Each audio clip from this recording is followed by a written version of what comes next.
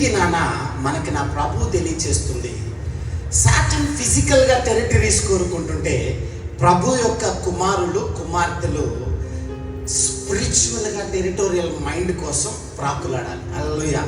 నువ్వు ఎప్పుడైతే territorial mind నువ్వు తెలుసుకుంటావో సాటన్ నీ దగ్గర నుంచి వెళ్ళిపోవటం ఆరంభమవుతుంది. అను కదా, యేసుక్రీస్తు ప్రభుల వారు నీ సంగతి తేలుస్తా అన్నాడా? అనలా? అవునా కదా. దేవాలయం మీదకి తీసుకెళ్ళి ఏమన్నది, ఇక్కడి నుంచి దూకు, నీ తండ్రి దూతలను పంపించి కాపాడతాడు అంటే ఏమన్నాడు? నువ్వు దూకు అన్నాడా? నీ ప్రభువుని ఎప్పుడు కూడా శోధించకూడదు అన్నాడు. అంటే నిజానికి అక్కడి నుంచి వస్తున్నది మాట కాదు, అక్కడి నుంచి వెలువడుతుంది శక్తి. హల్లెలూయా. అక్కడి నుంచి వెలువడుతుంది శక్తి. ఇక్కడ దాచబడిన శక్తి ఇక్కడికి ప్రవేశిస్తే ఇక్కడి నుంచి ఆ శక్తి ప్రభావాన్ని కనపరుస్తుంది.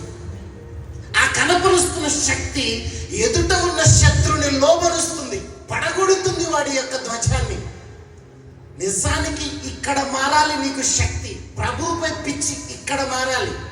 ఇక్కడ మారితే ఇక్కడ నుంచి బయటకు వస్తుంది.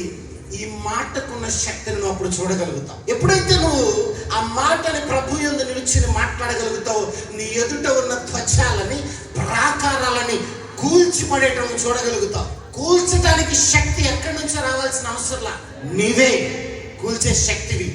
బట్ నీకు ఆ విషయం తెలియదు.